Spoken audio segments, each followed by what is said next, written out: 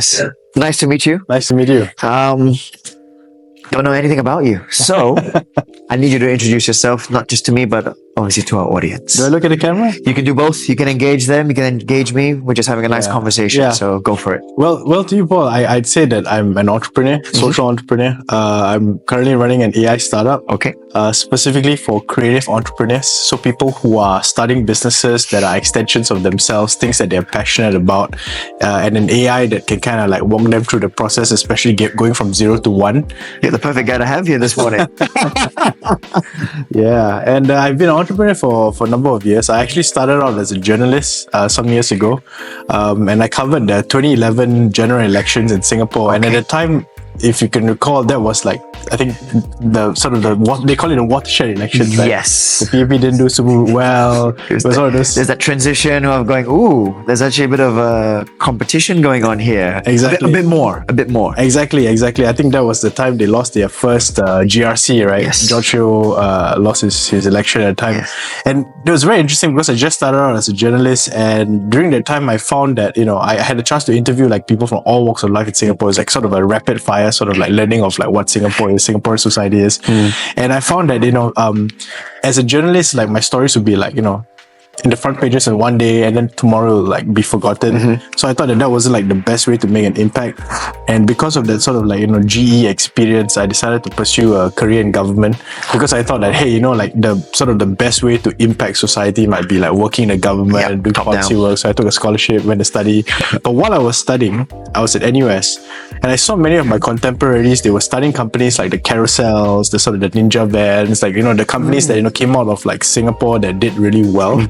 And when I was looking at them, I realized that they were doing one thing that was different from me. They were able to, in a very short period of time, through their startup, make the impact that they wanted to see. And I thought to myself that, as a bureaucrat, working in the government, I think that it'll be like a really long time before I have any sort of, impact. I might be like sort of like, worse state than when I was a journalist, where at least I could get some stories out there quickly. So I decided to like break the bond, which was very expensive, and started my first company. At the time, it was an online marketplace, and that was like sort of like my first forum. But I haven't gotten out of the entrepreneurship game. I've still been an entrepreneur. I think I'll be an entrepreneur for many more years to come. Perfect. And now just on my third venture. Congratulations. Thank you.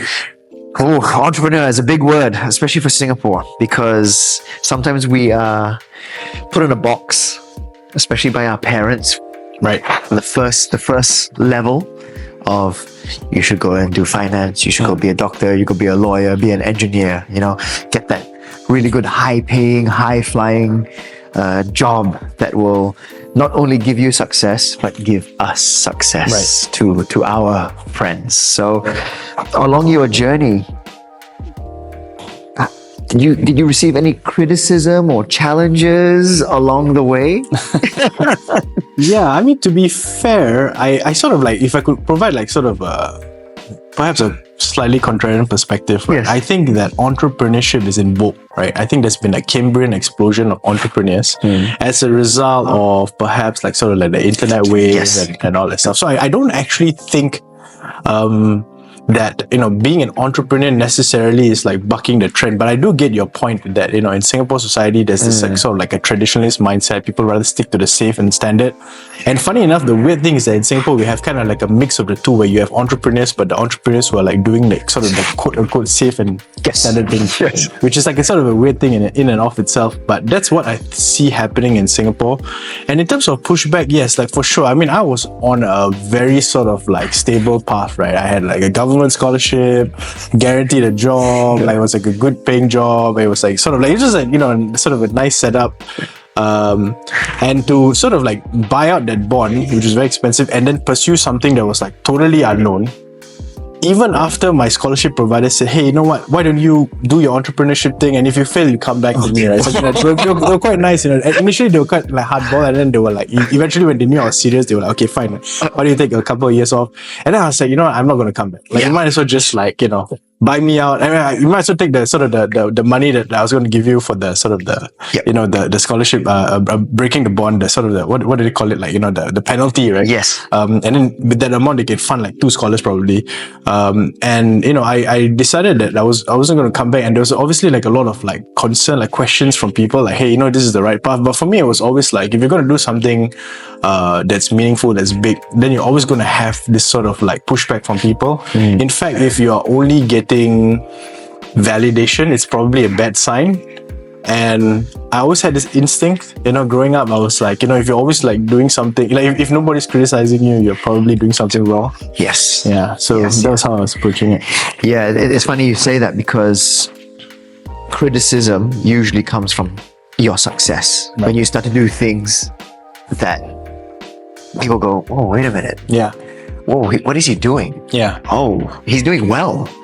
Then, you know, maybe a bit of jealousy or a bit of like, oh, but maybe he must have done something to get that success. Or, you know, sometimes it happens like that. So we always say that sometimes when you start to receive that kind of energy, it actually does mean you are doing something. Doing something which hopefully is a good something and it's important because you're starting to stir this conversation of other people recognizing that you're forging a different path, perhaps. Exactly. Yeah. Exactly. And this is what you're doing now. I mean, you're coming onto your third venture.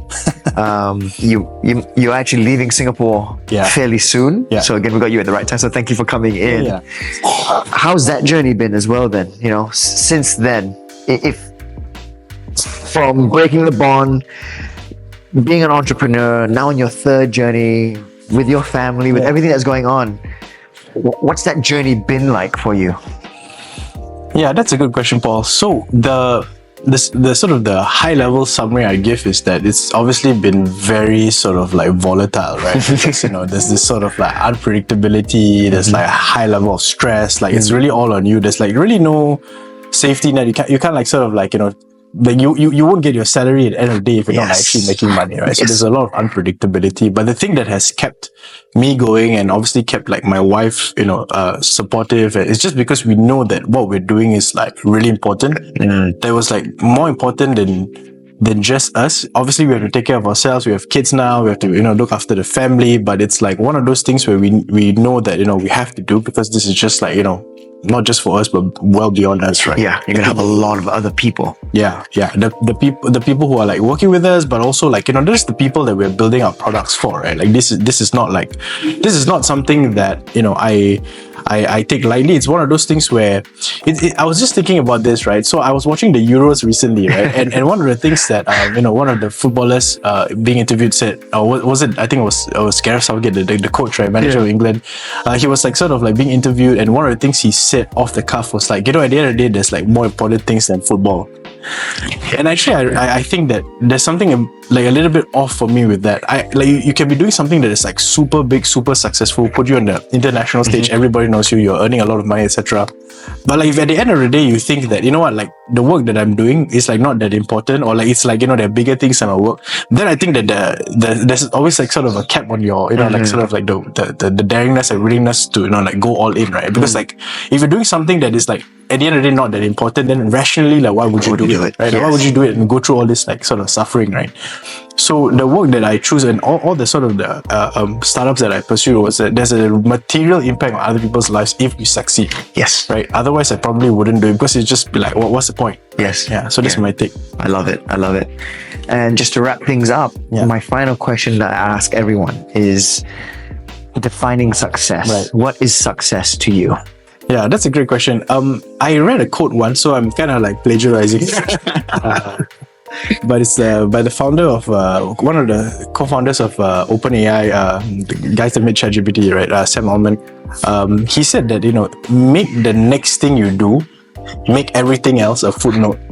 Wow. Make the next thing you do, make everything else a footnote. So the next thing you pursue, regardless of the success that you've achieved before, it's so big that if it works, that everything else will just kind of become like, oh yeah, this person also did that before. Even though like to you now it's like super big, but at the time, if you were to succeed with your new thing, you would just make everything as like just sort of a small Yeah. snippet of a story. That was just all the warm up stuff to this big bang. Exactly. That's awesome. I love that. I love that.